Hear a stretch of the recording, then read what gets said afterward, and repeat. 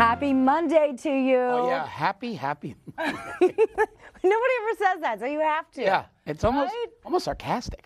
No, I really, happy Monday, John. I mean that. Happy Monday, Miranda. Yeah, it's going to And happy Monday to you. It's going to be a great day today here on America Talks Live. We're glad that you can join us. We have a lot going on. President meeting with Italy's Prime Minister today. President firing up Twitter, going after Robert Mueller, some pretty strong language. Giuliani now saying this is when it's going to happen. We also got Pompeo. Yeah. Breaking news out of CBS. The board suspended. Oh, wait, now we were just told by our producer that it's not confirmed, so not going to go there. Retracted. But was it reported? If I just want to ask our producer, Sarah, was that a story that went out? USA Today. Okay, so there was a story that USA Today retracted now. About the CEO, right? Les Moonves, of CBS, having been suspended by the board, but then they retracted that story. So that is, how would you call it? Fake news. Fake news. So, but some of you probably saw that story, so we can tell you that the story has and give us a call. Tell us what you think about that. 1-877-NEWSBACKS, 877-639-7629. So let's take a look at what's happening over at the White House today. President Trump's going to be hosting Italy's Prime Minister Giuseppe Conte at the White House today. They're going to be holding a joint press conference. That's going to be around 2 p.m. Eastern, and we'll, of course, bring you there live as soon as that begins. And coming up at any moment from now, we'll play back some of President Trump's remarks as he welcomed the Prime Minister to the White House. So, you know, they like to do that little sit down. They do a little sit down. They take their questions. They do their pat on the back and say how great relations are. It's pretty much... But it's always interesting, though, because you know a lot of reporters throw out questions there. And that are irrelevant, too. And so I think we're going to be hearing a lot of questions about the tweets and about Mueller.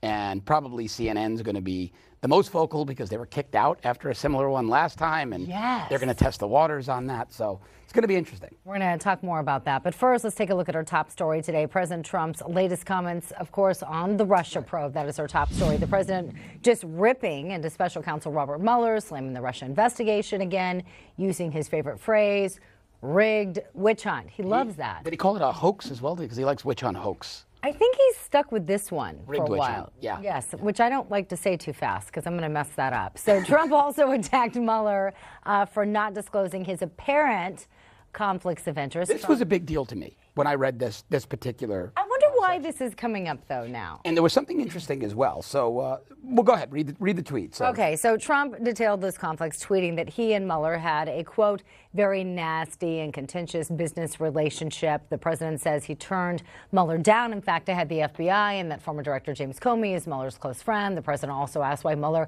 isn't looking at the, quote, real Russia collusion on the Democrat side. This is what I find so interesting because these were issues that we brought up before on this program, before Mueller was even, like when he was just first brought on board. Well, right, about his friendship with Comey. But what was really interesting, there was a tweet before those two, about an hour before yesterday. The first time I've seen, he might have done it, but I've seen him call Mueller's investigation illegal. He called the investigation, I think it was an illegal scam because it was based on the dossier, which was now discredited, that we know is the basis for the FISA warrant. So this is an escalation in terms of calling the investigation illegal. And this is pretty harsh. And then saying that he had a prior private sector. I take that to mean a private sector business relationship. Law firm represent some of his family members? Mueller's law firm. Yeah. Yeah, but they also represented some people on the Clinton side of the world. Right. So it's going to be, this is really interesting. It is, and that's where we want to welcome in former federal prosecutor Larry Klayman. He is, of course, the founder of Freedom Watch. As always, we appreciate your time, Larry.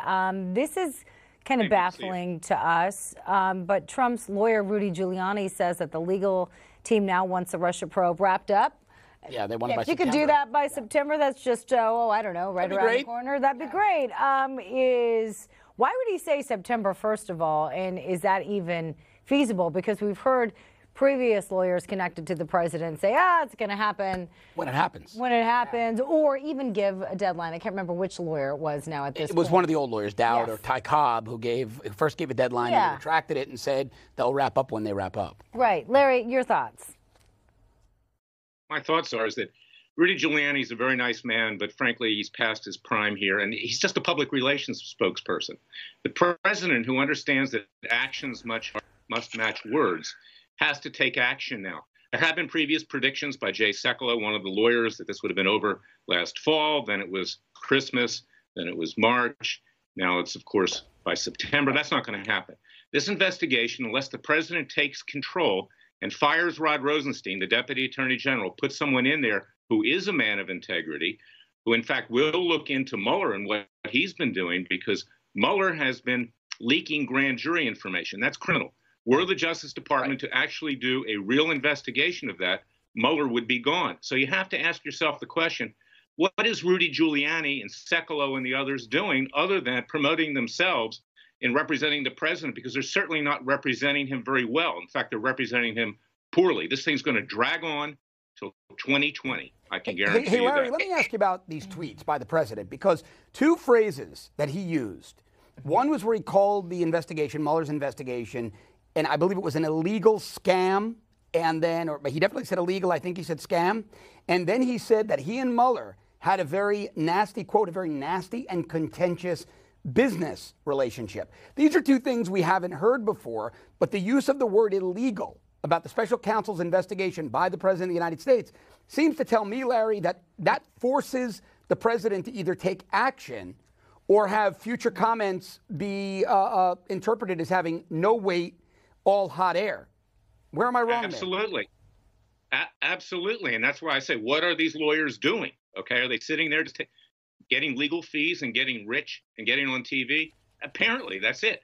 So that's why we have our citizens' grand juries at Freedom Watch, because we are going to start a grand jury. We're going to look into what Mueller has been doing. We're going to indict him. We're going to convict him. We're going to sentence him. And we're going to see if the president will then execute on those sentences and get rid of him, give him some cover. But no, you're absolutely right, John, is that this is talk and no action, and it doesn't do any good, and it's entertaining, but that's about it. Yeah. So, Larry, before we say goodbye, let's move over and talk about White House Communications Director Bill Shine defending the White House after that CNN reporter was booted from an event. Let's listen to what Shine said. You ask her if we ever use the word ban. I've seen it on lower thirds. What word would you use, Bill? What word would you use? When you ask her if we ever use the word ban, then I will answer that question. You prohibited her? What's the word you would use? You ask her, focus now. You ask her if we ever use the word ban. So, Larry, what do you make of that? Is Shine being combative, or is he holding the fake news media to task? No, he's being combative. I mean, people deserve the right to ask questions. I don't like that question by CNN. Certainly it was off base, but you have the right to ask those questions if you're going to have a press conference. And let's talk about Bill Shine and Roger Ailes at Fox News. This is nothing new. I experienced this with a female client going back to the 1990s when I was running Judicial Watch, which I founded. She was smeared on Fox News, and Shine and Ailes did little to correct the smear, the defamation that was leveled against her. She then reacted to Ailes and Shine. They were joined at the hip. It's Tweedledee, Tweedledum at Fox. And what happened at that point was I was, in fact, blackballed from Fox, like many other people were, for many years. In fact, it continues even to today. He's a very vindictive individual, Shine. He was Ailes' right-hand man. He has no respect for women. And in fact, he's retaliated against conservatives. Matt Drudge, others were kept off that network. Recently, we see other people, such as Sheriff Arpaio and Roy Moore and Cliven Bundy. They created an atmosphere at Fox, Shine and Ailes, which was extremely, extremely arrogant and vindictive. And that translates into why the president should not have appointed him as Deputy Chief of Staff in charge of communications. That was going to be my next last question, Larry. Yeah. So yes or no on that? Yeah. you answered it, Larry, as always. We appreciate your time. Thanks, Larry. That was on the recommendation of Sean Hannity, who also keeps people off his show that he doesn't like what they have to say. So this is the mentality at Fox, and Fox is going to pay a price for this. And president, unfortunately, I don't want to see him pay a price because I love this president. He should get rid of Shine and get somebody in there that has some integrity. Thanks, Larry. Thank you. You're welcome. Coming up, Philadelphia's mayor now says he won't renew the city's data sharing contract. I knew you'd get upset over this contract with ICE. A lot of people talking about this. We're going to give you all the details coming up right after the break.